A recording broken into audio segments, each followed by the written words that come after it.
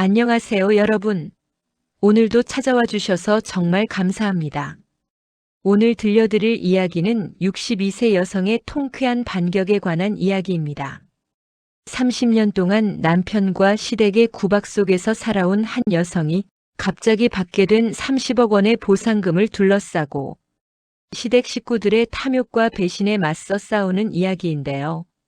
과연 이 여성은 어떻게 자신의 돈을 지키고 새로운 인생을 시작하게 될까요? 오늘의 주인공은 62세 은명숙 씨. 30억 보상금을 받자마자 남편과 시댁이 돈을 뺏으려 합니다. 조카 결혼에 10억만 달라며 협박하고 거절하면 가방을 뒤지고 이혼으로 협박까지. 하지만 명숙은 당하고만 있지 않았습니다. 막내 동서로부터 시댁의 모든 비밀을 입수하고 변호사와 함께 치밀한 계획을 세우죠. 그리고 조카 상견례 날 아파트 계약서 대신 이혼 소장을 꺼내들며 30년 결혼 생활의 종지부를 찍습니다. 60대에 시작한 진짜 인생. 과연 명숙의 선택은 옳았을까요? 지금부터 들려드리겠습니다. 구독, 좋아요는 영상 제작에 큰 힘이 됩니다. 당신이 뭔데 감히 내 돈에 손을 대려고 해?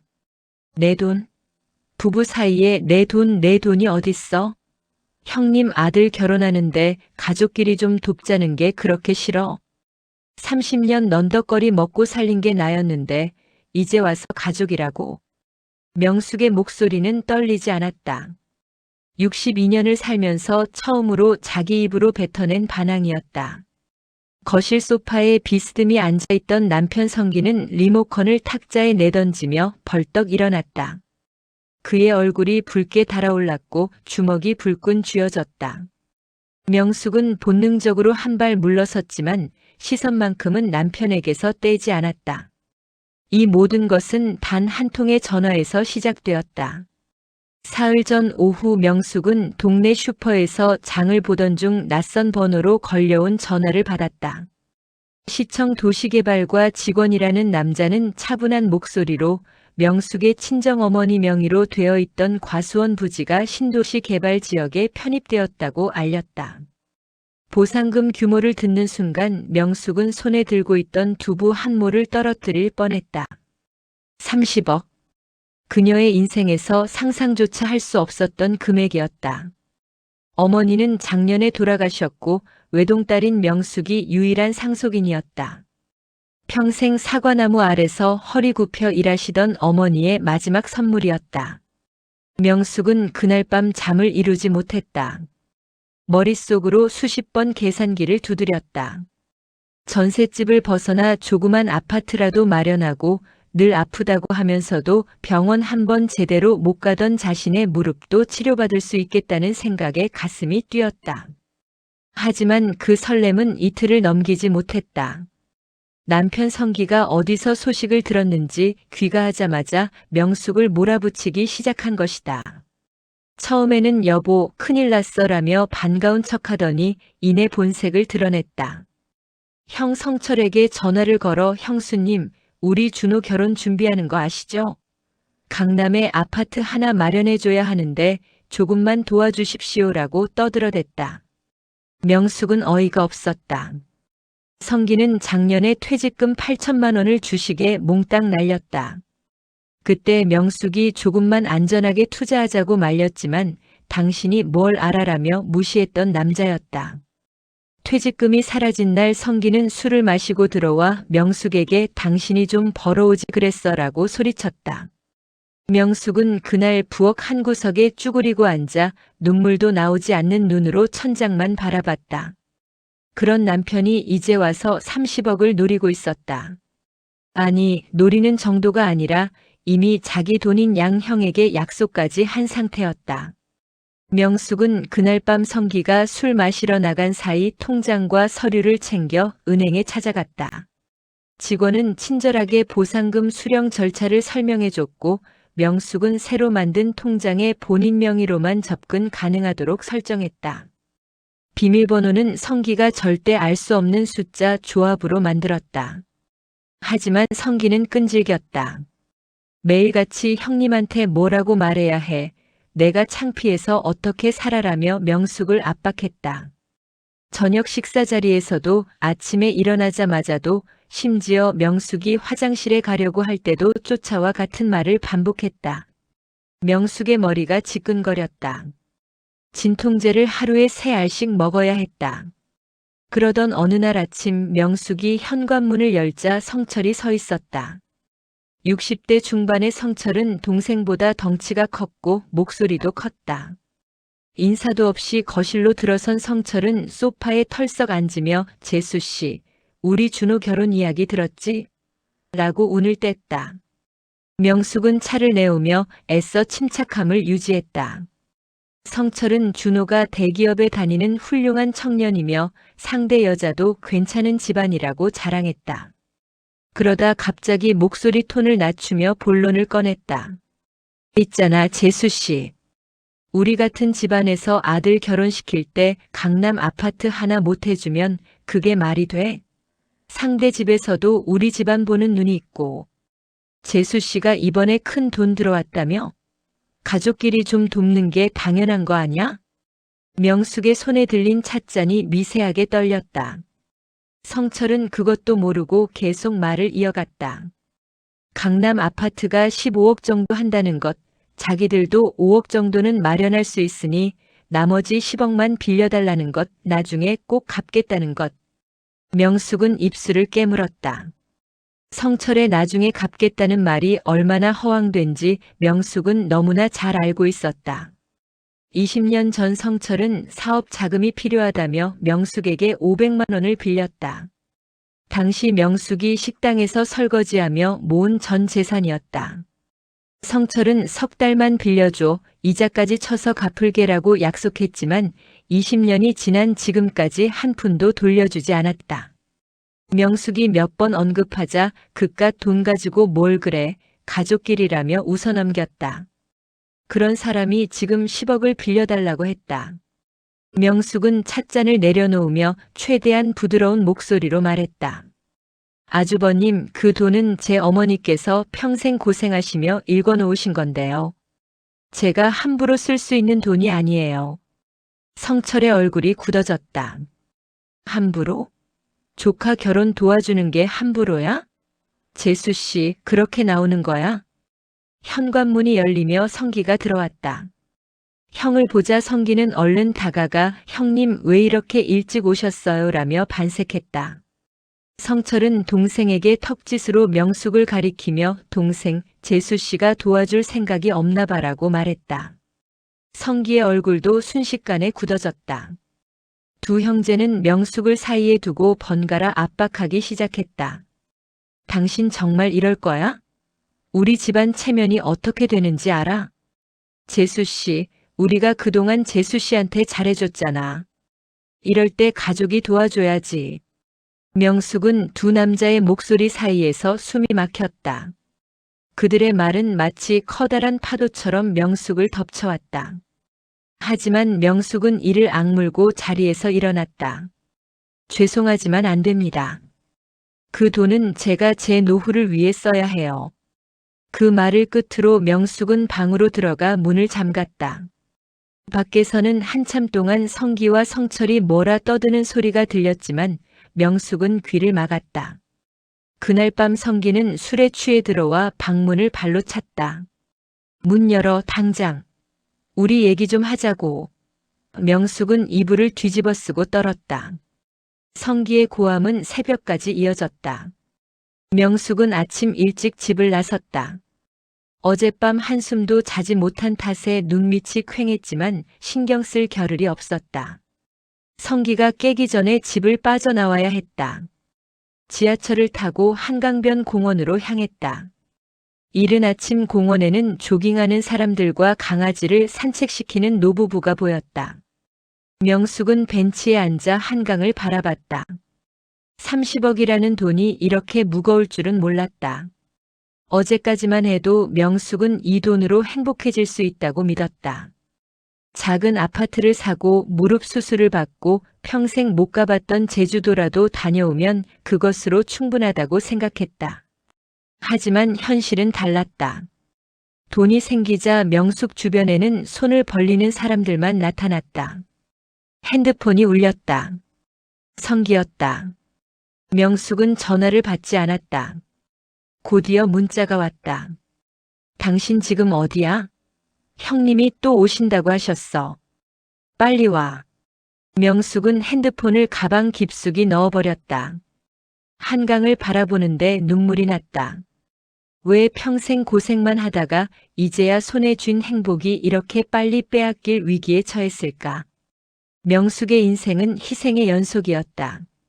23세 성기와 결혼한 뒤로 명숙은 단 한 번도 자기 자신을 위해 산 적이 없었다.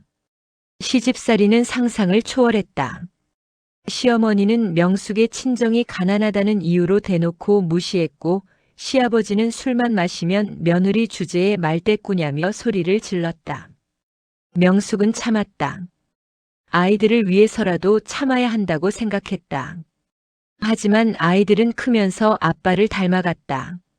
명숙이 새벽부터 일어나 도시락을 싸줘도 고맙다는 말 한마디 없었고 대학 등록금을 마련하려고 명숙이 밤늦게까지 식당 일을 해도 친구네 엄마는 이런 일 안 하던데라며 부끄러워했다.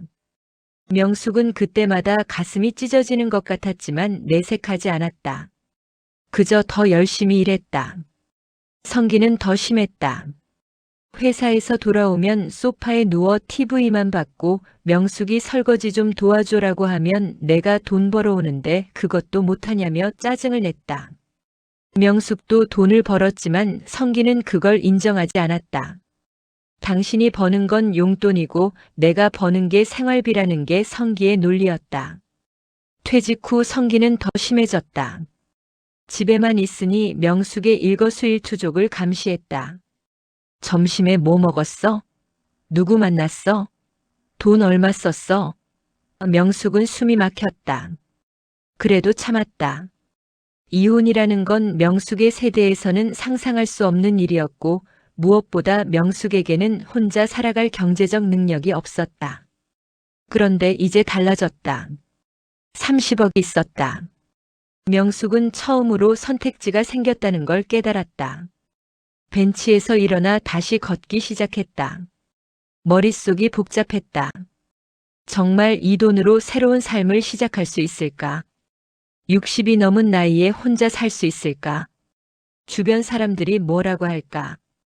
그때 핸드폰이 또 울렸다. 이번에는 성철이었다. 명숙은 심호흡을 하고 전화를 받았다. 재수 씨, 나 형님이야. 어제 내가 좀 심하게 말했나? 미안해. 그래도 우리 준호 일 좀 생각해줘. 그 애가 얼마나 착한 애인데. 결혼 준비하는데 집 하나 없으면 얼마나 창피하겠어. 명숙은 말문이 막혔다. 준호가 착하다고. 명숙은 작년 추석 때 준호를 봤다. 20대 후반의 준호는 명숙을 보자마자 작은 고모, 여기 물 좀요라며 턱으로 부엌을 가리켰다. 인사도 없었고 존댓말도 아니었다. 명숙이 물을 가져다 주자 준호는 쳐다보지도 않고 핸드폰만 들여다봤다. 아주버님 죄송하지만 전 도와드릴 수 없어요. 명숙의 목소리는 떨렸지만 단호했다. 성철은 잠시 침묵하더니 목소리 톤을 낮췄다. 재수 씨, 그렇게 나오면 나도 생각이 있어. 우리 동생이 그동안 재수 씨한테 얼마나 잘해줬는데. 은혜를 원수로 갚으면 안 되지. 협박이었다. 명숙은 전화를 끊어버렸다. 손이 떨렸다. 하지만 동시에 묘한 쾌감이 들었다. 평생 처음으로 시댁 사람에게 제대로 거절한 것이었다. 명숙은 벤치에 다시 앉아 깊은 숨을 들이쉬었다. 집으로 돌아가는 길에 명숙은 결심했다. 이 돈은 절대 내주지 않겠다고. 30년 넘게 희생하며 살았는데 이제 남은 인생만큼은 나를 위해 쓰겠다고. 현관문을 열자 성기가 거실에서 기다리고 있었다. 그의 얼굴은 일그러져 있었고 눈빛은 날카로웠다. 당신 형님한테 전화 끊었어? 미쳤어? 어른한테 그게 무슨 짓이야? 성기가 소리를 지르며 다가왔다. 명숙은 본능적으로 뒤로 물러섰다. 성기는 명숙의 가방을 낚아채려 했다. 서류 어디 있어? 통장이랑 서류 내놔. 명숙은 가방을 꽉 움켜쥐고 버텼다. 두 사람은 현관에서 실랑이를 벌였다. 나요? 이건 내 거라고요. 부부 사이에 내 거가 어딨어? 당장 내놔. 가방 끈이 뚝 하고 끊어졌다. 명숙은 중심을 잃고 바닥에 주저앉았다. 성기는 가방을 뒤지기 시작했다. 하지만 서류는 없었다. 명숙이 은행 금고에 맡겨놨기 때문이다. 성기는 가방을 내동댕이 치며 명숙을 노려봤다. 숨겨놨구나. 당신 진짜 이럴 거야? 나한테 이럴 거야? 명숙은 바닥에 앉은 채 남편을 올려다봤다. 30년을 함께 산 남자였지만 지금 이 순간만큼은 완전히 낯선 사람 같았다. 아니, 어쩌면 처음부터 낯선 사람이었는지도 몰랐다. 명숙은 천천히 일어났다. 당신이야말로 진짜 이럴 거예요? 내 돈을 빼앗으려고? 성기는 비웃었다. 빼앗다니. 가족끼리 돈 좀 쓰겠다는데 유난 떤다. 당신 원래 이렇게 이기적인 사람이었어? 명숙의 가슴이 답답했다. 이기적? 평생 남을 위해 살아온 사람에게 이기적이라니. 명숙은 방으로 들어가 문을 잠갔다. 밖에서 성기가 문을 두드렸지만 명숙은 대답하지 않았다. 그날 밤 명숙은 노트를 꺼내 펜을 들었다. 떨리는 손으로 한 줄 한 줄 써 내려갔다. 앞으로 무엇을 해야 할지, 어떻게 이 상황을 헤쳐나갈지. 명숙의 계획이 조금씩 구체화되기 시작했다. 사흘 후 성철이 다시 찾아왔다. 이번에는 혼자가 아니었다. 아들 준호를 데리고 왔다. 준호는 명품 브랜드 로고가 박힌 백팩을 메고 있었고 손에는 최신형 스마트폰을 들고 있었다. 명숙이 현관문을 열자 성철은 환하게 웃으며 들어섰다. 재수 씨, 우리 준호 데리고 왔어. 준호야, 작은 고모한테 인사드려. 준호는 건성으로 고개를 까닥였다. 안녕하세요. 목소리에는 존경도 애정도 없었다. 그저 형식적인 인사였다. 명숙은 차를 내오며 두 사람을 살폈다. 성철은 준호를 소파에 앉히고는 본격적으로 이야기를 꺼냈다. 재수 씨 있잖아. 우리 준호가 이번에 정말 좋은 여자를 만났어. 상대 집안도 괜찮고 여자도 대졸에 직장도 다녀. 근데 있잖아. 요즘 결혼이 얼마나 돈이 많이 드는지 알아? 특히 강남 쪽은 집값이 장난 아니야. 준호가 거들었다. 작은 고모, 저도 정말 어쩔 수 없어요. 여자 쪽 집안에서 최소한 강남에 집은 있어야 한다고 하더라고요. 요즘 결혼이 다 그래요. 명숙은 찻잔을 내려놓으며 물었다. 준호야, 내가 벌어서 집을 사면 안 되니? 준호의 얼굴이 굳어졌다. 성철이 얼른 끼어들었다. 재수 씨, 요즘 젊은 애들이 집을 어떻게 사요? 월급으로는 평생 모아도 안 돼. 부모가 도와줘야지. 그럼 준호 부모님이 도와주시면 되잖아요. 성철의 표정이 일그러졌다. 재수 씨, 내가 그럴 형편이 안 된다는 거 잘 알잖아. 나도 사업하다가 많이 어려웠고. 그래서 재수 씨한테 부탁하는 거잖아. 우리 집안 체면도 있고. 집안 체면. 그 말이 나오자 명숙은 웃음이 나왔다. 체면을 따지는 사람들 치고 정작 체면에 맞게 사는 사람을 본 적이 없었다. 성철은 평생 큰 소리만 쳤지 제대로 된 일을 한 적이 없었다. 사업한다며 돈만 날렸고 실패하면 남 탓만 했다. 아주버님 죄송하지만 전 도와드릴 수 없어요. 그 돈은 제 노후 자금이에요. 성철의 얼굴이 싹 변했다. 재수 씨, 지금 장난해? 조카 결혼하는데 10억도 못 내줘? 30억이나 있으면서. 명숙은 놀랐다. 성철이 정확한 금액까지 알고 있다는 게 충격이었다. 성기가 말했을 게 분명했다. 그게 제 돈이잖아요. 제가 어떻게 쓰든 제 자유예요. 준호가 비웃듯 말했다. 작은 고모, 그렇게 이기적이셔도 돼요? 가족인데. 명숙의 머리끝까지 화가 치밀었다. 20대 청년이 60대 고모에게 이기적이라고 말하다니. 명숙은 준호를 똑바로 쳐다봤다. 준호야, 내가 나한테 뭘 해준 게 있니? 내가 왜 너한테 10억을 줘야 하는데? 성철이 벌떡 일어났다. 재수 씨, 말 조심해. 우리 준호한테 왜 그래? 명숙도 지지 않고 일어섰다. 조심할 건 아주버님이에요. 남의 돈을 당연하게 달라고 하는 게 말이 돼요? 현관문이 열리며 성기가 들어왔다. 분위기가 험악한 걸 보고는 얼른 형에게 다가갔다. 형님, 무슨 일이에요? 성철은 명숙을 가리키며 말했다. 동생 재수 씨가 우리 준호 결혼 도와줄 생각이 없나 봐. 10억 달라는 것도 아니고 빌려달라는 건데 말이야. 성기는 명숙을 노려봤다. 당신 정말 이래? 조카 결혼인데? 명숙은 두 형제와 준호를 번갈아 봤다. 3명의 남자가 1명의 여자를 애워싸고 압박하는 모습이었다. 명숙은 가방을 들고 현관으로 향했다. 어디가? 지금 대화 중이잖아. 대화요? 이게 대화예요? 일방적으로 요구만 하잖아요. 명숙이 신발을 신으려는데 성철이 막아섰다. 재수 씨, 오늘 이 문제 해결하고 가. 우리 준호 다음 주에 상견례야.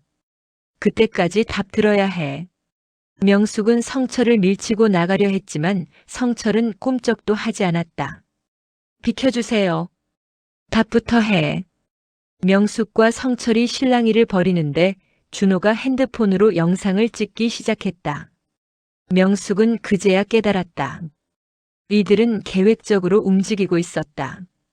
아마 명숙이 거절하면 영상을 증거로 남겨서 뭔가에 쓸 생각인 모양이었다. 명숙은 침착하게 말했다. 아주버님, 지금 당장 비키지 않으면 경찰 부를 거예요. 성철은 코웃음을 쳤다. 경찰? 재수 씨, 우리 가족끼리 이야기하는데 무슨 경찰을 불러? 명숙은 핸드폰을 꺼내 112를 눌렀다. 그제야 성기가 당황하며 형을 말렸다. 형님, 일단 오늘은 그냥 가세요. 내가 설득할게요. 성철은 못마땅한 표정으로 명숙을 노려보다가 준호를 데리고 나갔다. 문이 닫히자 성기가 명숙에게 다가왔다. 당신 미쳤어? 형님한테 경찰을 불러? 우리 집안 망신시키려고 작정했어? 명숙은 대답하지 않고 안방으로 들어갔다. 성기가 따라 들어오려 하자 명숙은 문을 세게 닫아버렸다. 밖에서 성기가 소리를 질렀지만 명숙은 듣지 않았다. 침대에 앉아 떨리는 손을 내려다봤다. 이대로는 안 되겠다는 생각이 들었다. 이들은 포기하지 않을 것이었다. 아니, 오히려 더 집요하게 달라붙을 것이었다. 명숙은 서랍에서 명함 한 장을 꺼냈다. 며칠 전 은행에서 만난 변호사의 명함이었다. 명숙은 핸드폰을 들고 번호를 눌렀다. 여보세요, 김 변호사님이신가요? 저 지난번에 은행에서 뵀던 은명숙인데요. 상담 좀 받고 싶어서요. 명숙은 변호사 사무실로 가는 지하철 안에서 계속 뒤를 돌아봤다. 성기가 따라오지는 않았는지 확인하는 습관이 생겼다. 지난 일주일 동안 성기는 명숙의 일거수일투족을 감시했다. 아침에 어디 가는지, 누구를 만나는지, 몇 시에 돌아오는지 전부 추궁했다. 명숙이 대답하지 않으면 핸드폰을 뒤지려 했고 가방을 몰래 열어보기도 했다. 어제는 더 심했다. 명숙이 샤워하는 사이 성기가 방을 뒤졌다. 명숙이 샤워실에서 나오니 서랍이 열려 있었고 옷장 문도 열려 있었다. 성기는 태연하게 거실에 앉아 TV를 보고 있었지만 명숙은 알 수 있었다. 남편이 보상금 서류를 찾았다는 걸. 다행히 서류는 은행 금고에 있었다. 명숙은 변호사를 만나기 전날 은행에 들러 서류를 다시 한번 확인했다. 통장도 인감도 보상금 관련 서류도 전부 금고에 안전하게 보관되어 있었다. 은행 직원은 혹시 무슨 일 있으세요? 라고 조심스럽게 물었지만 명숙은 아니에요. 괜찮아요. 라고만 답했다. 강남역 근처 변호사 사무실은 생각보다 작았다. 명숙은 조금 안심이 되었다. 너무 크고 화려한 사무실이었다면 상담료가 부담스러웠을 텐데. 김 변호사는 40대 초반으로 보이는 여성이었다. 온화한 인상에 부드러운 목소리를 가진 사람이었다. 어서 오세요, 은명숙님. 편하게 앉으세요. 명숙은 소파에 앉아 가방을 무릎에 올려놓았다. 김 변호사가 차를 내오며 물었다. 전화로 대략 들었는데 보상금 관련해서 가족 간 분쟁이 있으시다고요? 명숙은 고개를 끄덕였다. 그리고 지난 2주간 있었던 일을 차근차근 설명했다. 김 변호사는 메모를 하며 중간중간 질문을 던졌다. 남편분이 실제로 폭력을 쓰신 적은 있나요? 명숙은 잠시 망설이다가 대답했다. 때린 적은 없어요. 근데 물건을 집어던지거나 문을 세게 닫거나 소리를 지르는 건 자주 있어요. 협박성 발언은요? 네. 가족 망신시키려고 작정했냐? 당신 혼자 살 수 있을 것 같아. 이혼하면 당신은 아무것도 못 가져가. 이런 말들을 해요. 김 변호사의 표정이 굳어졌다. 그건 정서적 학대에 해당할 수 있어요. 특히 재산을 빼앗으려는 의도가 명확하다면 더욱 문제가 되고요. 명숙은 처음으로 자신이 겪는 일이 학대라는 사실을 객관적으로 인정받은 기분이었다. 제가 이혼하면 그 보상금은 어떻게 되나요? 보상금의 원천이 부인의 친정 어머니 유산이라면 특유 재산으로 인정될 가능성이 높아요. 혼인 중에 받은 재산이라 해도 상속받은 재산은 부부 공동 재산이 아닌 경우가 많거든요. 다만 정확한 판단을 위해서는 관련 서류를 검토해 봐야 해요. 명숙은 가방에서 서류 사본을 꺼냈다. 김 변호사는 서류를 꼼꼼히 살펴봤다. 네, 이 경우는 부인의 특유 재산이 맞아요. 남편분이 주장하더라도 법적으로 권리가 없습니다. 다만 이혼 소송을 진행하면 남편 측에서 재산 분할을 요구할 수는 있어요. 그럼 제 돈을 나눠줘야 하나요? 아니요. 특유 재산은 분할 대상이 아니에요.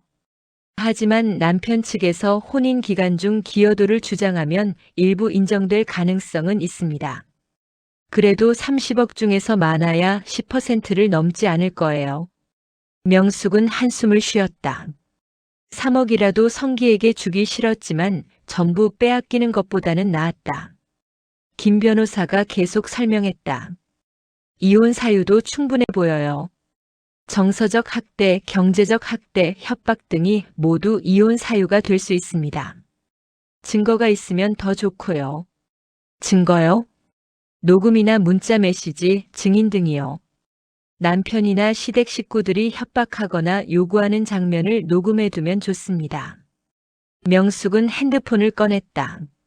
사실 며칠 전부터 성기와의 대화를 녹음하고 있었다. 직감적으로 증거가 필요할 것 같았다. 김 변호사에게 녹음 파일 몇 개를 들려주자 변호사는 고개를 끄덕였다. 이 정도면 충분해요. 계속 모아두세요. 그리고 혹시 폭력이 발생하면 즉시 경찰에 신고하고 병원에 가서 진단서를 받으세요.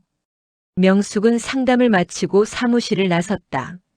머릿속이 복잡했다. 정말 이혼을 해야 할까? 30년을 함께 산 사람인데. 하지만 동시에 다른 생각도 들었다. 30년을 함께 살았는데도 남편은 나를 이렇게 대한다. 앞으로 30년을 더 살아도 달라지지 않을 것이다. 집으로 돌아가는 길에 성기에게서 전화가 왔다. 지금 어디야? 빨리 와. 형님이 또 오셨어. 명숙은 전화를 끊고 발걸음을 돌렸다. 집에 가기 싫었다. 카페에 들어가 커피를 시키고 창밖을 바라봤다. 핸드폰이 계속 울렸다. 성기였다. 문자도 왔다. 당신 진짜 어디야? 형님이 화나셨어. 빨리 안 오면 내가 가방 다 뒤질 거야. 명숙은 핸드폰을 무음으로 돌렸다. 커피를 마시며 생각에 잠겼다. 변호사는 이혼 소송이 걸리면 6개월에서 1년 정도 걸린다고 했다. 그동안 성기와 같은 집에서 살아야 한다. 견딜 수 있을까? 명숙은 자신이 없었다. 하지만 다른 선택지도 없었다. 이대로 살 수는 없었다. 해가 지고 어두워질 때까지 명숙은 카페에 앉아 있었다. 핸드폰에는 부재중 전화가 27통이었다. 성기, 성철, 심지어 준호까지 전화했다. 문자는 50개가 넘었다. 명숙은 하나하나 읽어보다가 한 문자에서 멈췄다. 성기의 문자였다. 당신 오늘 안 들어오면 이혼이야. 각오해. 명숙은 웃음이 나왔다. 이혼하자는 건 내 쪽인데 남편이 먼저 이혼을 협박 카드로 쓰다니. 명숙은 답장을 보냈다. 네, 알겠습니다. 이혼합시다. 문자를 보내고 명숙은 핸드폰을 꺼버렸다. 그리고 근처 모텔에 방을 잡았다. 처음으로 혼자만의 공간에서 하룻밤을 보내는 것이었다. 명숙은 침대에 누워 천장을 바라봤다. 무서웠지만 동시에 자유로웠다. 내일 무슨 일이 벌어질지 몰랐지만 명숙은 준비되어 있었다. 다음 날 아침 명숙은 일찍 일어나 집으로 돌아갔다. 성기가 출근했을 시간을 계산해서였다. 하지만 현관문을 열자 성기가 거실에 앉아 있었다. 출근하지 않고 명숙을 기다린 것이었다. 성기의 얼굴은 잠을 설친 듯 퀭했고 눈빛은 날카로웠다. 어젯밤 어디서 잤어? 명숙은 대답하지 않고 안방으로 가려 했다. 성기가 명숙의 팔을 붙잡았다. 물어보잖아. 어디서 잤냐고. 명숙은 팔을 뿌리치며 말했다. 어디서 자든 당신이 상관할 일 아니에요. 우리 이혼하기로 했잖아요. 성기는 비웃었다. 이혼? 당신이 이혼할 수 있을 것 같아? 당신 혼자 뭘 할 수 있는데? 명숙은 침착하게 대답했다. 할 수 있어요. 변호사도 만났어요. 성기의 얼굴이 굳어졌다. 뭐? 변호사를 만났어? 당신 정말 미쳤구나. 성기가 소리를 지르며 탁자를 주먹으로 쳤다. 탁자 위에 컵이 떨어져 깨졌다. 명숙은 뒤로 물러서며 핸드폰을 꺼냈다. 성기는 명숙의 핸드폰을 낚아채려 했지만 명숙이 먼저 뒤로 빠졌다. 가까이 오지 마세요. 녹음하고 있어요. 성기는 멈칫했다. 명숙의 핸드폰 화면에 녹음 앱이 실행 중이었다. 성기는 황급히 목소리를 낮췄다. 녹음? 당신 지금 나를 녹음해? 부부 사이에? 명숙은 흔들리지 않았다. 네, 증거로 쓸 거예요. 성기는 잠시 망설이다가 태도를 바꿨다. 목소리를 부드럽게 만들며 다가왔다. 여보, 우리 진짜 이러지 말자. 30년을 살았는데 이게 뭐야? 내가 잘못했어. 형님한테도 내가 잘 말할게. 그러니까 변호사 같은 건 그만두자. 명숙은 남편의 변한 태도를 보며 역겨움을 느꼈다. 진심으로 사과하는 게 아니라 상황을 모면하려는 것뿐이었다. 명숙은 고개를 저었다. 늦었어요. 전 이미 결정했어요. 그때 초인종이 울렸다. 성기가 문을 열자 성철과 그의 아내 미숙이 들어섰다. 미숙은 명숙을 보자마자 인상을 찌푸렸다. 재수 씨, 우리 얘기 좀 해요. 명숙은 현관에 서서 말했다. 무슨 얘기요? 미숙이 거실로 들어서며 앉았다. 앉아요, 재수 씨. 서서 얘기하기 뭐하잖아요. 명숙은 마지못해 소파에 앉았다. 미숙은 가방에서 서류 몇 장을 꺼냈다. 이거 봐요. 우리 준호 결혼 견적서예요. 예단, 예물, 예식장, 신혼집. 다 합치면 20억은 들어가요. 명숙은 서류를 보지도 않았다. 그게 저랑 무슨 상관이에요? 미숙의 얼굴이 붉어졌다. 상관없긴요. 재수 씨가 도와줘야죠. 우리 집안 체면이 있는데. 또 체면이었다. 명숙은 지겹다는 듯이 말했다. 형님네 체면은 형님이 지키세요. 전 모르겠어요. 성철이 끼어들었다. 재수 씨, 우리가 그동안 재수 씨한테 잘해줬잖아. 명절 때도 음식 해오라고 안 했고 시댁일도 많이 안 시켰잖아. 명숙은 어이가 없었다. 음식 안 해오게 한 게 잘해준 거라니. 사실 명절 때 음식을 안 해온 건 명숙이 만든 음식을 시댁에서 무시했기 때문이었다. 재수 씨 솜씨가 별로네. 이건 너무 짜, 이건 너무 달아. 매번 트집을 잡다가 아예 명숙에게 음식을 가져오지 말라고 한 것이었다. 그게 잘해준 거라니. 미숙이 계속 말했다. 재수 씨, 우리 준호가 얼마나 착한 애인데요. 그 애가 결혼하는데 집 하나 못 해주면 그게 말이 돼요? 재수 씨는 자식도 없으니까 모르겠지만 자식 키워본 사람은 알아요. 결혼할 때 집 하나 못 해주면 부모 자격이 없어요. 자식이 없다는 말에 명숙의 가슴이 쿵 내려앉았다. 명숙과 성기 사이에는 아이가 없었다. 명숙이 아이를 못 낳는 체질이었다. 그 사실을 시댁에서는 평생 무기로 삼았다. 아들도 못 낳는 주제에 대를 끊게 생겼네. 시집 와서 뭐 한 거야? 명숙은 떨리는 목소리로 말했다. 형수님, 그 말은 하지 마세요. 미숙은 모른 척했다. 뭘요? 사실을 말한 건데. 재수 씨는 자식이 없으니까 조카한테 잘해줘야죠. 나중에 늙어서 누가 돌봐줄 건데. 명숙은 참았던 게 터져 나왔다. 조카가 절 돌봐줄 것 같아요? 준호가? 저한테 인사도 제대로 안 하는 애가? 미숙이 벌떡 일어났다. 뭐라고요? 우리 준호가 뭘 잘못했다고요? 성철도 일어났다. 재수 씨, 말 조심해요. 우리 아들 욕하지 마. 명숙도 일어났다. 욕이 아니라 사실이에요. 준호는 절 고모라고 생각하지도 않아요. 거실이 순식간에 아수라장이 되었다. 성기는 중간에서 어쩔 줄 몰라 했다. 그때 명숙의 핸드폰이 울렸다. 모르는 번호였다. 명숙은 전화를 받았다. 여보세요? 상대방은 여자 목소리였다. 안녕하세요. 혹시 은명숙님 되시나요? 저는 성준호 씨의 약혼자 어머니입니다. 명숙은 놀라서 거실을 나와 베란다로 갔다. 네, 저인데요. 상대방은 조심스럽게 물었다. 실례지만 준호 씨 집안에 대해 여쭤봐도 될까요? 제가 확인하고 싶은 게 있어서요.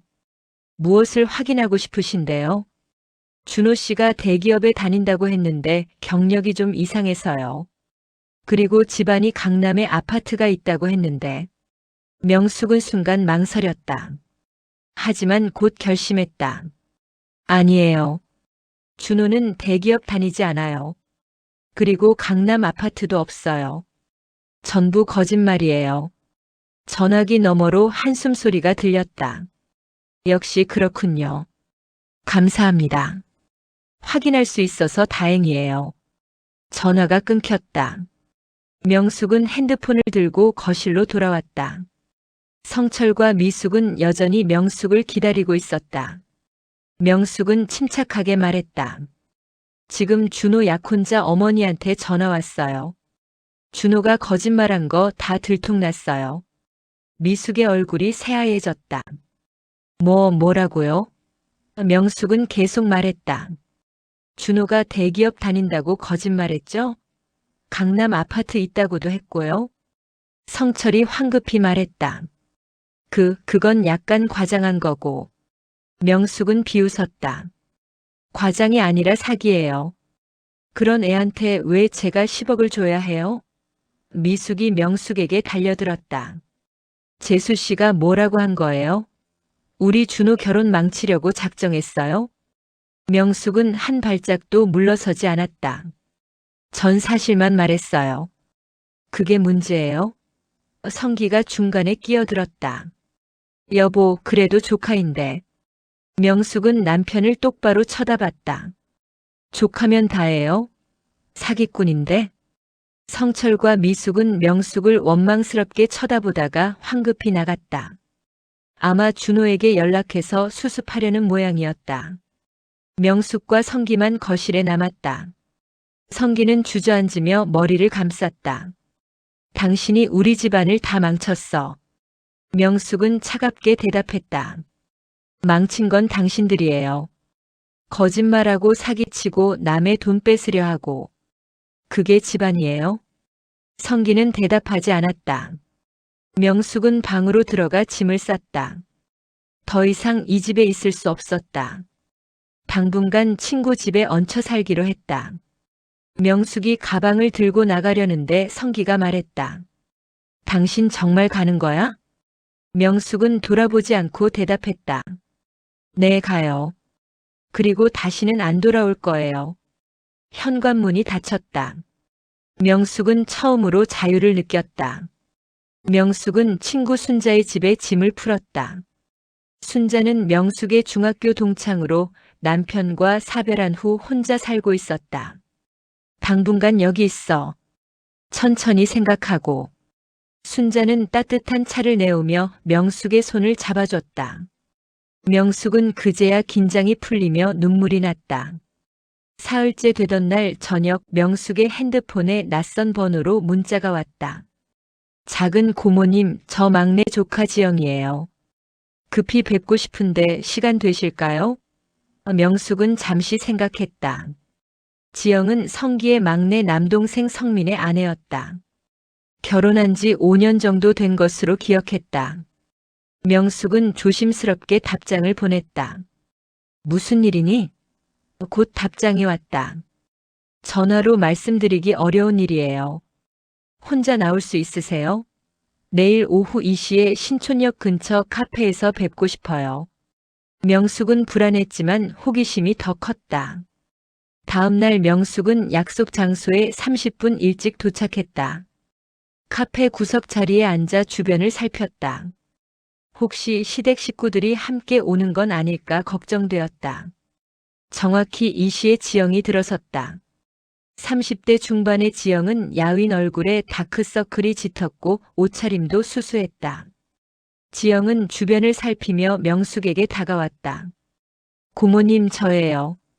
명숙은 지영을 앉히며 커피를 시켰다.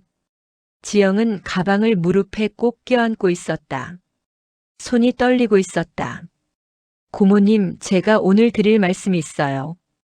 근데 이거 아무한테도 말하면 안 돼요. 명숙은 고개를 끄덕였다. 지영은 깊게 숨을 들이쉬고 말을 시작했다. 저희 시댁에서 고모님 보상금 노리고 있는 거 아시죠? 명숙은 쓴웃음을 지었다. 알지. 다들 노골적이던데. 지영이 계속 말했다. 사실 큰아버님네만 그런 게 아니에요. 저희 남편도 작은아버님도 다 한통속이에요. 명숙의 표정이 굳었다. 지영은 가방에서 노트를 꺼냈다. 제가 몰래 적어뒀어요. 저희 시댁에서 고모님 보상금을 어떻게 나눠 가질지 계획한 거요. 명숙은 노트를 받아 펼쳤다. 거기에는 명숙도 모르는 내용들이 빼곡히 적혀 있었다. 30억 분배 계획 큰형님 15억, 둘째 10억, 막내 5억.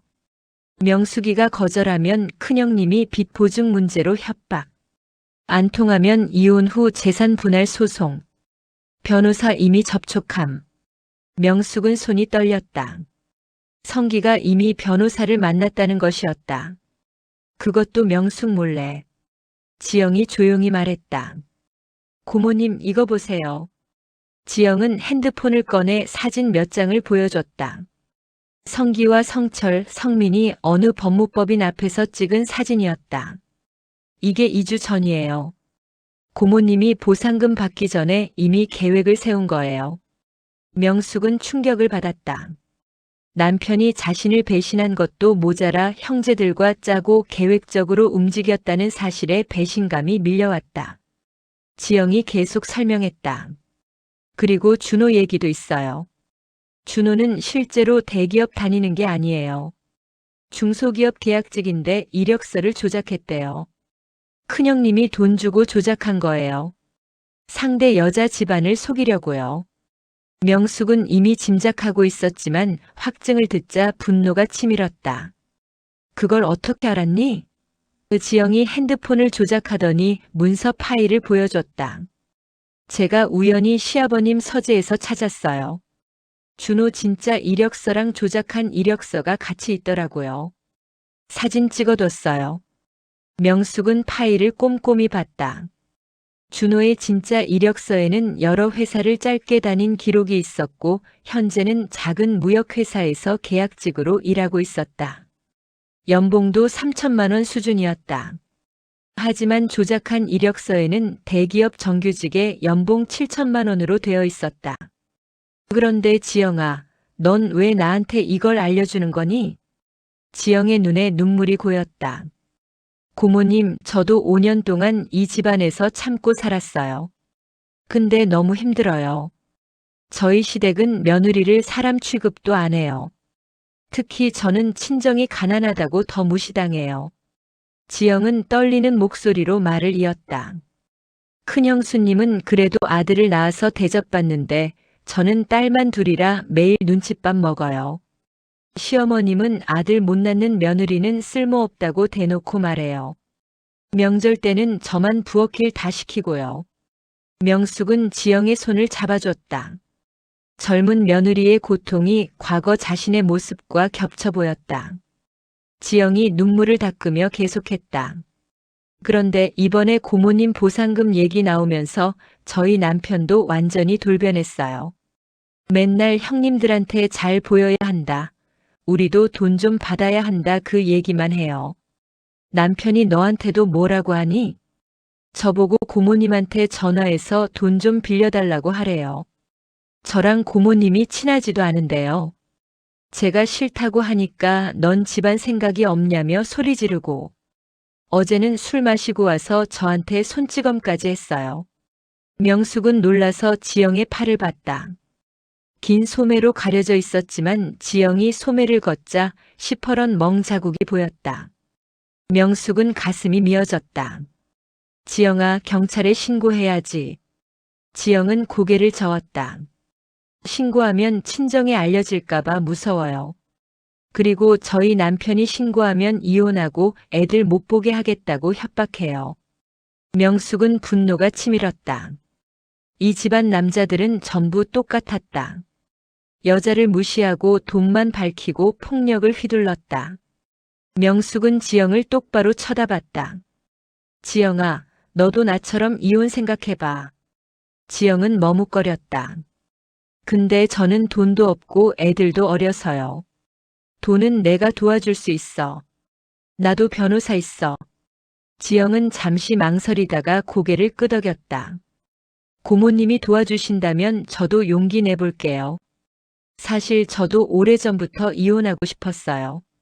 명숙은 지영의 손을 꽉 잡았다. 두 여자는 서로를 보며 다짐했다. 더 이상 당하고만 살지 않겠다고. 지영이 가방에서 USB를 꺼냈다. 고모님, 이거 드릴게요.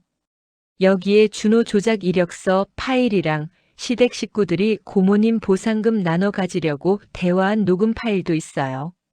제가 몰래 녹음했어요. 명숙은 USB를 받아들며 감사함을 느꼈다. 지영아, 정말 고맙다. 근데 넌 괜찮겠니? 나중에 들키면. 지영은 담담하게 말했다. 어차피 이혼할 거예요. 들켜도 상관없어요. 오히려 속 시원해요. 그동안 참았던 게 한이었거든요. 두 사람은 한참을 더 이야기했다. 지영은 시댁 식구들의 비밀을 하나하나 털어놨다. 고모님, 그리고 하나 더 있어요. 큰아버님이 사업 실패로 빚이 엄청 많대요. 5억 정도. 그걸 작은아버지가 보증 섰고요. 그래서 작은아버지가 지금 빚쟁이들한테 시달리고 있어요. 그 빚을 고모님 돈으로 갚으려는 거예요. 명숙은 모든 퍼즐이 맞춰지는 기분이었다. 성기가 그렇게 집요하게 보상금을 요구한 이유가 바로 이것이었다. 형의 빚 보증을 섰고 빚쟁이들이 독촉하니 명숙의 돈으로 해결하려 한 것이었다. 명숙은 이를 악물었다. 지영아, 이 정보 정말 중요해. 변호사한테 전달해도 되지. 지영은 고개를 끄덕였다. 네, 다 쓰세요. 저도 고모님 힘이 되고 싶어요. 명숙은 지영을 꼭 안아줬다. 이 젊은 며느리가 용기를 내준 것이 고마웠다. 카페를 나서며 지영이 말했다. 고모님 조심하세요. 저희 시댁 사람들 진짜 무서워요. 특히 큰아버님은 뭐든지 할 수 있는 사람이에요. 명숙은 지영의 걱정을 이해했다. 너도 조심해. 혹시 위험하면 언제든 연락해. 집으로 돌아오는 길에 명숙은 USB를 꼭 쥐고 있었다. 이제 확실한 증거가 생겼다. 시댁 식구들의 계획, 준호의 사기, 성기의 빚 보증. 전부 다 폭로할 수 있는 카드가 생긴 것이었다. 명숙은 김 변호사에게 전화를 걸었다. 변호사님, 저 은명숙입니다. 중요한 증거를 입수했어요. 내일 사무실로 찾아가도 될까요? 다음 날 명숙은 변호사 사무실에서 USB의 내용을 전부 보여줬다. 김 변호사는 파일들을 꼼꼼히 검토하더니 고개를 끄덕였다. 이 정도면 충분해요. 남편 측의 악의적 의도를 명확히 증명할 수 있습니다. 그리고 조카분의 사기 혼담 건도 상견례 때 활용할 수 있겠네요. 상견례요? 네. 어차피 준호 씨 상견례가 예정되어 있다고 하셨죠? 그 자리를 역으로 이용하는 겁니다. 시댁 식구들이 원하는 대로 상견례에 참석하세요. 그리고 그 자리에서 진실을 폭로하는 거예요. 명숙은 변호사의 계획을 들으며 고개를 끄덕였다. 복수가 아니었다. 정의였다. 거짓말과 사기로 누군가를 속이려는 사람들을 막는 것이었다. 명숙은 결심했다. 상견례에 참석하겠다고. 그날 저녁 성기에게 문자가 왔다. 여보, 우리 대화 좀 하자. 내가 잘못했어. 집으로 돌아와. 명숙은 답장을 보냈다. 상견례 날짜 알려줘. 참석할게. 성기는 즉시 답장을 보냈다. 정말? 고마워. 다음 주 토요일이야. 명숙은 핸드폰을 내려놓고 창밖을 바라봤다. 일주일 후면 모든 게 끝날 것이었다. 명숙은 긴장되면서도 기대되었다.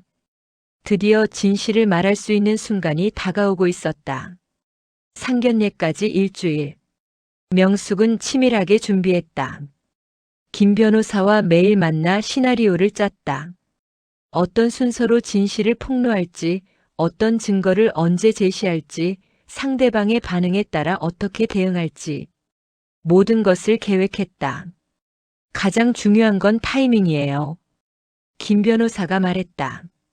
너무 일찍 폭로하면 시댁에서 상견례를 취소할 수 있어요.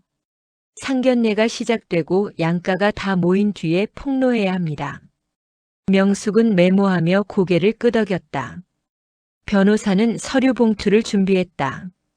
이 안에 준호 씨의 실제 이력서, 채무 내역서, 그리고 은명숙님의 이혼 소장을 넣을 거예요. 상견례 때 증여 서류라고 하시면서 상대방 부모님께 건네세요. 명숙은 봉투를 받아들며 무게를 느꼈다. 종이 몇 장이었지만 여러 사람의 인생을 바꿀 무게였다. 명숙은 집으로 돌아가 옷을 골랐다. 상견례에 입고 갈 옷이었다. 너무 화려하지도 너무 초라하지도 않은 단정한 옷을 선택했다. 거울 앞에서 옷을 입어보며 명숙은 자신의 모습을 오랫동안 바라봤다. 62년을 살면서 이렇게 당당한 모습은 처음이었다. 성기에게서 연락이 왔다. 여보, 상견례 장소는 강남 호텔이야. 오후 6시. 늦지 마. 명숙은 답장을 보냈다. 알았어요. 아파트 계약 관련 서류 준비해 갈게요. 성기의 답장은 즉시 왔다. 정말? 고마워. 형님이 정말 기뻐하실 거야. 명숙은 핸드폰을 보며 씁쓸하게 웃었다. 남편은 끝까지 자신이 이길 거라고 믿고 있었다. 명숙이 결국 굴복해서 돈을 내놓을 거라고 생각하는 것이었다. 하지만 성기는 몰랐다. 명숙이 더 이상 30년 전에 그 순한 며느리가 아니라는 것을. 사흘 전 명숙은 지영을 다시 만났다. 지영은 이혼 서류를 준비하고 있었다. 고모님, 저도 변호사 선임했어요. 고모님이 소개해 주신 분이요. 명숙은 지영의 손을 잡아줬다. 잘했어. 우리 같이 힘내자. 지영은 눈물을 글썽이며 고개를 끄덕였다. 고모님, 상견례 날 제가 뭘 도와드릴까요? 명숙은 생각하다가 말했다. 혹시 그날 준호네 집에 갈 수 있니? 지영이 고개를 끄덕였다. 네, 아마 시어머님이 집에 계실 거예요. 상견례에는 큰아버님 부부만 가시거든요. 명숙은 계획을 설명했다. 상견례 시작하고 30분쯤 지나면 내가 진실을 폭로할 거야. 그때 시어머님한테도 알려줘. 아들 결혼이 파토 났다고. 지영은 잠시 망설이다가 고개를 끄덕였다. 알겠어요. 제가 전화 드릴게요. 이틀 전 명숙은 순자와 함께 미용실에 갔다. 머리를 단정하게 정리하고 옅은 화장을 했다. 거울 속 명숙은 평소와 달라 보였다. 자신감이 넘쳤다. 순자가 명숙의 어깨를 토닥이며 말했다. 명숙아, 너 정말 멋있어. 용기 내줘서 고마워. 내가 뭘 했다고. 아니야. 내가 용기 내는 모습 보면서 나도 힘이 나. 여자들이 이렇게 당당해야지. 하루 전 명숙은 김 변호사와 최종 점검을 했다. 서류 봉투를 확인하고 폭로 순서를 다시 한번 정리했다. 혹시 시댁에서 폭력을 쓰면 어떡하죠? 명숙이 물었다. 변호사는 안심시켰다. 호텔이에요. 사람들이 많고 직원들도 있어요. 절대 폭력은 못 써요. 그리고 혹시 모르니 제가 근처 카페에서 대기하고 있을게요. 명숙은 고개를 끄덕였다. 모든 준비가 끝났다. 이제 내일만 기다리면 되었다. 그날 밤 명숙은 잠을 설쳤다. 긴장되고 두렵기도 했지만 동시에 후련했다. 드디어 끝이 보였다. 상견례 당일 아침 명숙은 일찍 일어나 샤워를 했다. 준비한 옷을 입고 거울 앞에 섰다. 옅은 화장에 진주 목걸이 하나. 단정하면서도 품이 있는 모습이었다. 명숙은 가방에 서류 봉투를 넣고 집을 나섰다. 강남 호텔에 도착하니 오후 5시 30분이었다. 30분 일찍 온 것이었다. 명숙은 근처 카페에 들러 김 변호사를 만났다. 준비 다 되셨죠? 변호사가 물었다. 명숙은 고개를 끄덕였다. 네, 이제 들어가 볼게요. 기억하세요. 상견례 분위기가 무르익었을 때 폭로하세요. 양가 부모가 다 모이고 음식이 나온 뒤가 좋습니다. 명숙은 호텔로 들어갔다. 로비에서 성기가 기다리고 있었다. 명숙을 보자 성기는 환하게 웃으며 다가왔다. 여보 왔어? 서류 가져왔어? 명숙은 가방을 두드리며 말했다. 응, 여기 있어. 성기의 얼굴에 안도감이 스쳤다. 엘리베이터를 타고 3층 연회장으로 올라갔다. 문을 열자 화려하게 꾸며진 방이 보였다. 둥근 테이블에 고급스러운 식기가 놓여 있었고 꽃장식도 되어 있었다. 성철과 미숙이 먼저 와 있었다. 준호도 정장을 차려입고 앉아 있었다. 재수 씨 왔어? 성철이 반갑게 인사했다. 평소와 달리 친절한 태도였다. 명숙이 돈을 내줄 거라고 믿고 있기 때문이었다. 명숙은 담담하게 인사했다. 네, 아주버님. 미숙도 웃으며 다가왔다. 재수 씨, 오늘 옷 잘 입었네요. 역시 우리 집안 체면 살려줘야죠. 명숙은 대답하지 않고 자리에 앉았다. 잠시 후 준호의 약혼녀 가족이 들어왔다. 약혼녀 수지는 20대 후반의 단아한 여성이었고 부모님은 50대 중반으로 보였다. 수진 아버지는 사업가처럼 보였고 어머니는 우아한 인상이었다. 안녕하세요. 처음 뵙겠습니다. 수진 아버지가 먼저 인사했다. 성철이 일어나 악수하며 화답했다. 어서 오세요. 저희가 먼저 와 있었습니다. 양가 부모들이 자리에 앉고 간단한 인사가 오갔다. 성철은 자기 소개를 하며 은근히 자랑을 늘어놓았다. 저희 집안이 대대로 교육을 중시해서요. 아들도 좋은 대학 나와서 대기업 다니고 있습니다. 수진 어머니가 웃으며 받았다. 저희도 들었어요. 준호 씨 정말 훌륭하시더라고요. 명숙은 테이블 아래에서 주먹을 꽉 쥐었다. 음식이 나오기 시작했다. 전체 요리부터 메인 요리까지. 화려한 코스 요리였다. 성철은 계속 준호를 칭찬했고 수진 부모는 듣는 척했다. 분위기는 화기애애했다. 그러다 성철이 본론을 꺼냈다. 사돈어른 사실 오늘 준비한 게 있습니다. 성철이 명숙을 쳐다봤다. 저희 재수 씨가 아이들 결혼 축하한다고 강남 아파트 계약금을 준비했어요. 수진 부모의 눈빛이 반짝였다. 정말요? 대단하시네요. 명숙은 천천히 가방에서 봉투를 꺼냈다. 테이블 위에 조심스럽게 올려놓았다. 네, 여기 준비했어요. 성철이 기뻐하며 봉투를 집으려 했다. 하지만 명숙은 봉투를 수진 어머니 쪽으로 밀었다. 사돈 어머님께 드리는 게 맞을 것 같아서요. 성철은 잠시 당황했지만 곧 웃으며 말했다. 그래요, 그게 예의지. 수진 어머니가 봉투를 받아들었다. 감사합니다. 그럼 확인해 봐도 될까요? 명숙은 고개를 끄덕였다. 네, 꼭 확인하세요. 수진 어머니가 봉투를 열었다. 안에서 서류 몇 장이 나왔다. 수진 어머니는 서류를 펼쳐보기 시작했다. 얼굴이 점점 굳어졌다. 옆에서 수진 아버지도 서류를 함께 봤다. 두 사람의 표정이 싹 변했다. 이게 무슨 뜻입니까? 수진 아버지의 목소리는 차가웠다. 성철이 이상함을 눈치채고 물었다. 무슨 일이십니까? 수진 아버지는 서류를 테이블에 던졌다. 이게 아파트 계약서입니까? 이건 채무 내역서와 조작된 이력서잖습니까? 테이블이 순식간에 얼어붙었다. 성철과 미숙의 얼굴이 하얗게 변했다. 준호는 당황하며 서류를 집어들었다. 거기에는 자신의 진짜 이력과 숨겨왔던 빚이 적나라하게 드러나 있었다.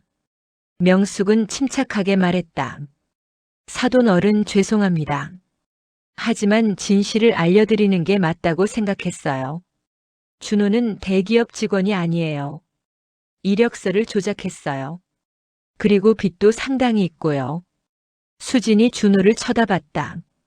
오빠, 이게 정말이에요? 준호는 말문이 막혔다. 성철이 황급히 변명했다. 사돈, 이건 오해예요. 재수 씨가 우리 집안을 망치려고. 하지만 수진 아버지는 들으려 하지 않았다. 오해라고요?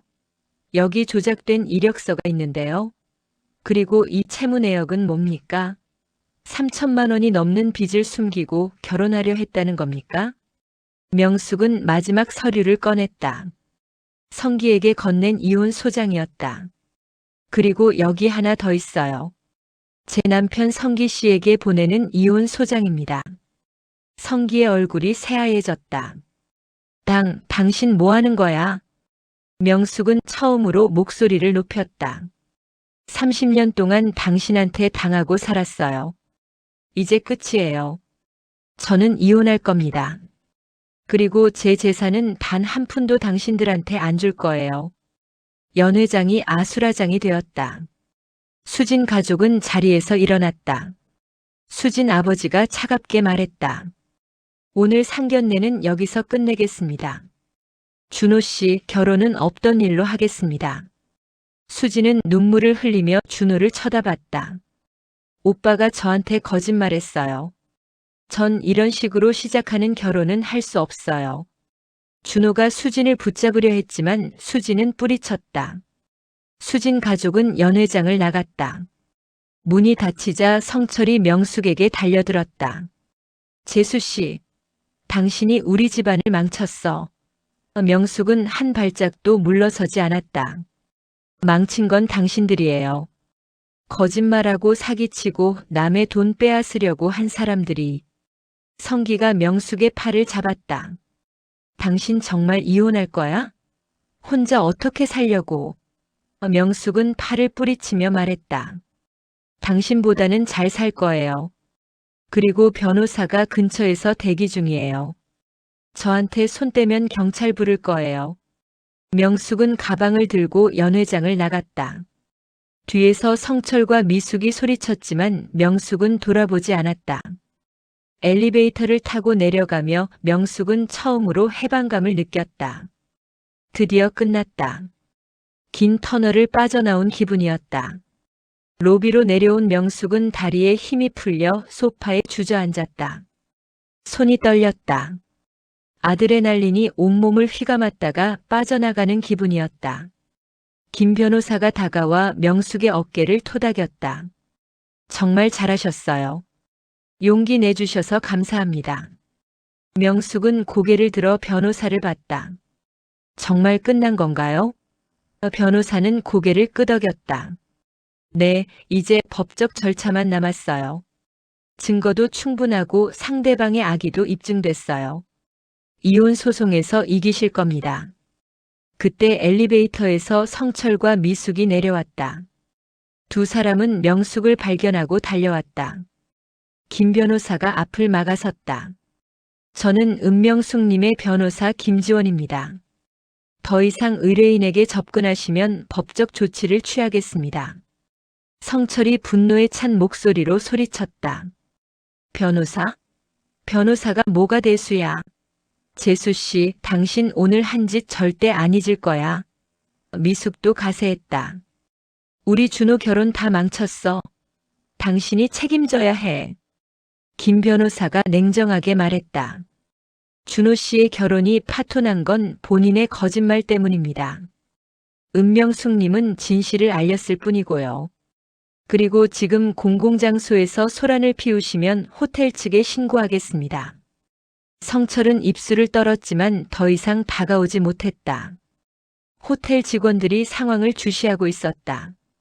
성철과 미숙은 명숙을 원망스럽게 쳐다보다가 돌아섰다. 엘리베이터로 올라가는 그들의 뒷모습은 패배자 같았다. 명숙은 김 변호사와 함께 호텔을 나왔다. 밖은 어두워져 있었다. 강남의 화려한 불빛들이 거리를 밝히고 있었다. 명숙은 깊은 숨을 들이쉬었다. 공기가 달랐다. 자유의 공기였다. 이제 집에 가시면 안 됩니다. 변호사가 말했다. 남편분이 감정적으로 격해져 있을 테니까요. 당분간 안전한 곳에 계세요. 명숙은 고개를 끄덕였다. 친구 집에 있을게요. 택시를 타고 순자의 집으로 가는 길에 명숙의 핸드폰이 울렸다. 지영이었다. 고모님 저예요. 시어머님한테 말씀드렸어요. 준호 결혼 깨졌다고. 명숙은 핸드폰을 귀에 댔다. 어떻게 됐니? 난리 났어요. 시어머님이 기절하실 뻔하셨어요. 지금 큰 집으로 달려가셨어요. 아마 큰아버님네랑 싸우실 것 같아요. 지영의 목소리에는 묘한 후련함이 묻어 있었다. 고모님 정말 잘하셨어요. 속이 다 시원해요. 명숙은 씁쓸하게 웃었다. 지영아, 너도 조심해. 혹시 남편한테 들키면 위험할 수 있어. 지영은 담담하게 대답했다. 괜찮아요. 저도 이미 짐 쌌어요. 내일 친정으로 갈 거예요. 그리고 다음 주에 이혼 소송 시작할 거예요. 명숙은 지영의 용기에 감동했다. 잘 생각했어. 우리 같이 힘내자. 전화를 끊고 명숙은 창밖을 바라봤다. 서울의 밤거리가 빠르게 지나갔다. 새로운 삶이 시작되고 있었다. 순자의 집에 도착하자 순자가 문을 열어줬다. 어떻게 됐어?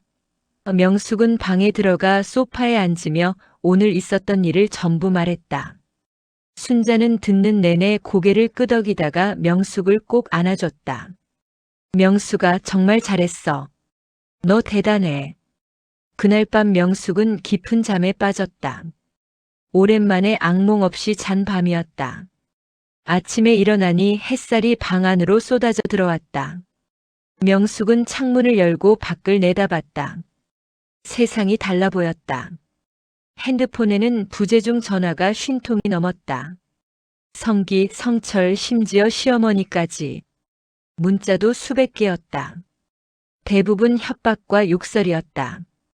당신 잘못 건드렸어. 우리 집안을 우습게 봤어. 법으로 끝까지 싸울 거야.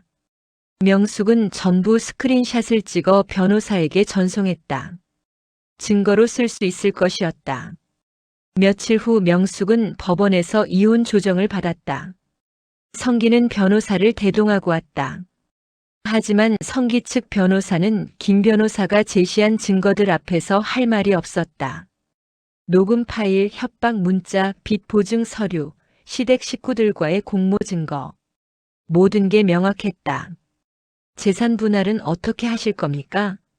조정위원이 물었다. 김 변호사가 대답했다. 보상금 30억은 의뢰인의 특유 재산으로 분할 대상이 아닙니다. 다만 혼인 기간 중 형성된 재산이 있다면 그것만 분할하겠습니다. 성기 측 변호사가 항변했다. 30년 혼인 기간 동안의 기여도를 인정해야 합니다. 김 변호사는 냉정하게 반박했다. 기여도라고요? 남편은 퇴직금을 주식으로 날렸고 의뢰인의 보상금을 가로채려 했으며 정서적 학대를 일삼았습니다. 오히려 손해배상을 청구해야 할 상황입니다. 조정은 결국 명숙에게 유리하게 끝났다. 보상금은 전액 명숙의 것으로 인정되었고 성기는 위자료 명목으로 명숙에게 5천만 원을 지급하기로 했다. 퇴직금을 날린 성기에게는 큰 금액이었지만 어쩔 수 없었다. 법원을 나오며 성기가 명숙을 붙잡았다. 여보, 우리 정말 이렇게 끝낼 거야? 명숙은 성기의 손을 뿌리쳤다. 당신은 30년 동안 단 한 번도 절 여보라고 부르지 않았어요. 이제 와서 여보라니 웃기지 마세요. 성기의 얼굴이 일그러졌다. 당신 후회할 거야. 혼자 늙어서 외롭게 죽을 거라고. 명숙은 차갑게 웃었다. 당신이랑 같이 사는 것보다는 혼자 사는 게 나아요. 그리고 전 외롭지 않을 거예요. 제 인생을 살 테니까요. 이혼 확정 후 한 달이 지났다. 명숙은 강남의 작은 아파트를 계약했다. 30평 정도 되는 아담한 집이었다. 전망이 좋았고 햇살이 잘 들었다. 명숙은 평생 처음으로 자기만의 공간을 가졌다. 집을 꾸미는 일은 즐거웠다. 명숙은 가구점을 돌아다니며 마음에 드는 소파와 식탁을 골랐다.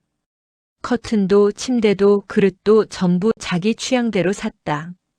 누구 눈치도 보지 않고 원하는 걸 사는 게 이렇게 행복한 일인지 처음 알았다. 지영도 이혼 소송을 진행하고 있었다. 명숙은 지영에게 변호사 비용을 지원했다. 고모님, 이렇게까지 해주시면 제가 어떡해요? 지영이 눈물을 글썽이며 말했다. 명숙은 지영의 손을 잡았다. 우리는 같은 편이야. 여자들이 서로 도와야지.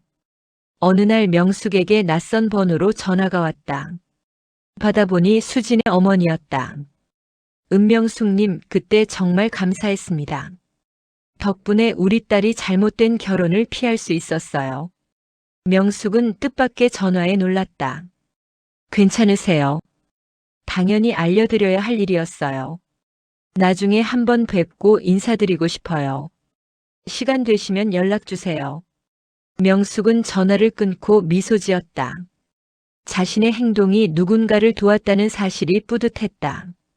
명숙은 더 이상 남의 눈치만 보는 사람이 아니었다. 옳은 일을 하고 당당하게 사는 사람이었다. 지영의 이혼 소송도 순조롭게 진행되었다. 남편 성민은 처음에는 버텼지만 증거가 쌓이자 결국 합의했다. 지영은 두 딸의 양육권을 모두 가져갔고 위자료와 양육비도 받아냈다. 지영은 명숙에게 전화해서 말했다. 고모님, 해냈어요. 드디어 자유예요. 명숙은 진심으로 축하했다. 잘했어, 지영아. 이제 새로운 인생 살아. 지영은 울먹이며 대답했다. 고모님이 없었으면 전 평생 그렇게 살았을 거예요. 정말 감사해요. 어느 날 명숙은 우연히 거리에서 성기를 마주쳤다. 성기는 많이 초라해져 있었다. 옷도 구겨져 있었고 얼굴도 수척했다. 성기는 명숙을 보자 고개를 돌렸다. 명숙도 그냥 지나쳤다. 더 이상 할 말이 없었다. 나중에 지영에게 들은 바로는 성기가 형의 빚 때문에 집까지 빼앗겼다고 했다. 빚 보증이 발목을 잡은 것이었다. 성철도 사업 실패로 파산했고 준호는 결국 모든 거짓말이 들통나 직장에서도 잘렸다고 했다. 명숙은 그들을 불쌍하다고 생각하지 않았다. 자업자득이었다. 거짓말과 탐욕의 대가를 치르는 것뿐이었다. 명숙은 그저 자신의 삶에 집중했다. 명숙은 무릎 수술을 받았다. 평생 미루던 수술이었다. 수술은 성공적이었고 재활 치료를 받으며 명숙은 점점 건강해졌다. 이제는 계단도 불편 없이 오르내릴 수 있었다. 건강해진 명숙은 하고 싶었던 일들을 하나씩 시작했다. 요가 학원에 등록했고 서예 교실도 다니기 시작했다. 평생 남을 위해 살다가 이제는 자신을 위해 사는 법을 배워가고 있었다. 순자와 함께 제주도 여행도 갔다. 명숙은 푸른 바다를 보며 생각했다. 이렇게 아름다운 세상을 왜 진작 보지 못했을까? 30년을 갇혀 살았던 것 같았다. 이제야 세상 밖으로 나온 기분이었다. 어느 날 명숙은 봉사활동을 시작했다. 가정폭력 피해 여성들을 돕는 단체였다. 명숙의 경험이 다른 여성들에게 힘이 되었다. 저도 해냈어요. 여러분도 할 수 있어요. 명숙의 말에 많은 여성들이 용기를 얻었다. 명숙은 자신의 이야기를 책으로 쓰기 시작했다. 62년 인생의 기록이자 후회와 희망의 이야기였다. 출판사에서 관심을 보였고 내년 봄에 책이 나올 예정이었다. 크리스마스 이브 명숙은 지영과 그녀의 두 딸을 집으로 초대했다. 네 사람은 명숙이 정성껏 차린 저녁을 먹으며 즐거운 시간을 보냈다. 지영의 딸들은 명숙을 할머니라고 불렀다. 명숙은 자식은 없었지만 이렇게 따뜻한 가족을 얻었다. 고모님, 아니 할머니. 지영의 큰딸이 말했다. 할머니는 정말 멋있어요. 저도 커서 할머니처럼 용감한 사람이 되고 싶어요. 명숙은 아이의 머리를 쓰다듬으며 미소 지었다. 그날 밤 명숙은 창가에 서서 서울의 야경을 바라봤다. 수많은 불빛들이 반짝이고 있었다. 저 불빛 하나하나에 사람들의 이야기가 있을 것이었다. 명숙도 이제 자신만의 이야기를 쓰고 있었다. 이듬해 봄 명숙의 책 62세에 시작한 진짜 내 인생이 출간되었다. 책은 예상외로 큰 반향을 일으켰다. 비슷한 처지의 여성들이 공감했고 젊은 세대들도 용기를 얻었다. 명숙은 여러 매체와 인터뷰를 했고 강연 요청도 쏟아졌다. 첫 강연장에 섰을 때 명숙은 떨렸다. 하지만 청중들의 눈빛을 보자 용기가 났다. 저는 62년을 살면서 대부분의 시간을 남을 위해 살았습니다. 하지만 이제는 다릅니다. 제 인생의 주인공은 바로 저입니다. 강연이 끝나고 많은 사람들이 명숙에게 다가왔다. 눈물을 흘리는 여성들도 있었고 악수를 청하는 사람들도 있었다. 선생님 덕분에 용기를 얻었어요. 저도 이제 새로 시작하려고요. 명숙은 한 사람 한 사람과 이야기를 나누며 격려했다. 지영은 이혼 후 간호조무사 자격증을 땄다. 그리고 요양병원에 취직했다. 비록 월급은 많지 않았지만 지영은 만족했다. 제 힘으로 버는 돈이라 더 소중해요. 지영은 두 딸을 훌륭하게 키우고 있었다. 명숙은 지영과 함께 작은 카페를 열기로 했다. 카페 이름은 새로운 시작이었다. 명숙이 자금을 대고 지영이 운영을 맡았다. 카페는 단순한 장사가 아니었다. 어려움을 겪는 여성들이 모여 이야기를 나누는 공간이었다. 매주 토요일 오후 카페에서는 작은 모임이 열렸다. 이혼을 준비하는 여성들, 가정 폭력을 겪는 여성들, 경제적 독립을 꿈꾸는 여성들. 명숙은 자신의 경험을 나누며 그들에게 힘을 주었다. 두려워하지 마세요. 새로운 시작은 언제나 가능합니다. 어느 날 수진의 어머니가 카페를 찾아왔다. 은명숙님, 그때 정말 감사했어요. 우리 딸이 지금 좋은 사람 만나서 행복하게 지내요. 수진의 어머니는 명숙에게 꽃다발을 건넸다. 이거라도 받아주세요. 명숙은 꽃을 받으며 미소 지었다. 괜찮아요. 전 당연한 일을 했을 뿐이에요. 수진의 어머니는 명숙의 손을 꽉 잡았다. 아니에요. 선생님은 우리 가족의 은인이에요. 여름이 되었다. 명숙은 지영, 순자와 함께 유럽 여행을 떠났다. 파리의 에펠탑 앞에서, 로마의 콜로세움 앞에서 세 여자는 사진을 찍으며 웃었다. 명숙은 생각했다. 이렇게 자유로운 순간이 올 줄은 몰랐다고. 명숙아, 행복해? 순자가 물었다. 명숙은 고개를 끄덕였다. 응, 정말 행복해. 평생 중에 지금이 가장 행복한 것 같아. 세 여자는 샴페인을 들고 건배했다. 우리의 새로운 인생을 위하여. 한국으로 돌아온 명숙은 더욱 바빠졌다. 강연 요청이 계속 들어왔고 두 번째 책 집필 계약도 체결했다. 명숙은 또한 가정폭력 피해 여성들을 위한 재단을 설립했다. 법률 자문과 경제적 지원을 제공하는 재단이었다. 재단 설립 기념식에서 명숙은 연설했다. 저는 62세의 새로운 인생을 시작했습니다. 늦었다고 생각하지 마세요. 시작은 언제나 가능합니다. 그리고 여러분은 혼자가 아닙니다. 우리가 함께합니다. 청중석에서 박수가 터져 나왔다. 많은 여성들이 일어나 박수를 쳤다. 명숙은 그들을 보며 눈물을 흘렸다. 기쁨의 눈물이었다. 가을이 왔다. 명숙은 친정 어머니의 산소를 찾았다. 묘비 앞에 무릎을 꿇고 앉아 말했다. 어머니, 딸이 이제야 제대로 살고 있어요. 어머니가 주신 마지막 선물 덕분이에요. 감사해요, 어머니. 바람이 불어와 명숙의 머리카락을 쓸고 지나갔다. 어머니가 대답하는 것 같았다.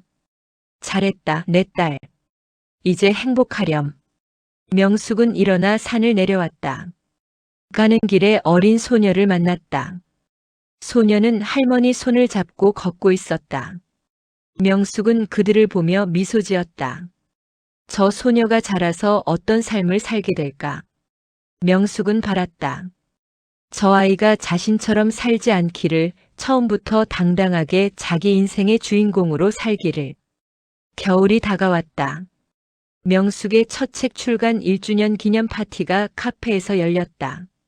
많은 사람들이 모였다. 지영과 순자, 변호사 김지원, 책을 읽고 용기를 얻었다는 독자들, 재단을 통해 도움을 받은 여성들. 명숙은 그들을 보며 감사함을 느꼈다. 여러분 덕분에 제가 여기까지 왔습니다. 혼자였다면 불가능했을 일이에요. 정말 감사합니다. 파티가 끝나고 명숙은 혼자 카페에 남았다. 창밖으로 첫눈이 내리고 있었다. 명숙은 따뜻한 차를 마시며 지난 인연을 돌아봤다. 30억의 보상금을 받은 순간부터 모든 것이 시작되었다. 남편과 시댁의 탐욕, 배신, 거짓말. 하지만 명숙은 무너지지 않았다. 오히려 일어섰다. 그리고 달렸다. 이제 명숙에게는 새로운 가족이 있었다. 지영과 그녀의 딸들, 순자, 그리고 명숙을 응원하는 수많은 사람들. 명숙은 더 이상 외롭지 않았다. 핸드폰이 울렸다. 지영이었다. 할머니, 자고 계세요? 명숙은 웃으며 대답했다. 아니, 아직 안 자고 있어. 지영이 말했다. 내일 우리 큰애 생일인데 할머니도 오실 수 있죠? 명숙은 흔쾌히 대답했다. 당연하지. 케이크는 내가 준비할게. 전화를 끊고 명숙은 창밖의 눈을 바라봤다. 하얀 눈이 세상을 덮고 있었다. 모든 것을 새하얗게 만들고 있었다. 마치 새로운 시작처럼. 명숙은 일어나 카페 문을 잠그고 집으로 향했다. 걸어가는 내내 눈이 내렸다. 명숙은 고개를 들어 하늘을 봤다. 수많은 눈송이가 떨어지고 있었다. 명숙은 미소 지었다. 63세. 아직 젊었다. 앞으로 살 날들이 더 많았다. 그리고 명숙은 알고 있었다. 그날들을 어떻게 살아야 하는지. 당당하게, 자유롭게, 행복하게. 진짜 내 인생을. 명숙은 집에 도착해 문을 열었다. 따뜻한 공기가 명숙을 맞이했다. 명숙은 코트를 벗고 소파에 앉았다. 창밖의 서울 야경이 아름다웠다. 명숙은 일기장을 꺼냈다. 매일 밤 쓰는 감사 일기였다. 오늘도 감사합니다. 건강하게 살아있음에, 사랑하는 사람들이 곁에 있음에, 그리고 진짜 나로 살 수 있음에. 명숙은 일기장을 덮고 잠자리에 들었다. 편안한 잠이었다. 악몽은 더 이상 없었다. 명숙의 밤은 평화로웠다. 그리고 명일 아침 명숙은 또다시 일어날 것이었다. 새로운 하루를, 새로운 인생을 당당하게 살아갈 것이었다. 끝이 아니었다. 시작이었다. 명숙의 진짜 인생은 이제부터였다.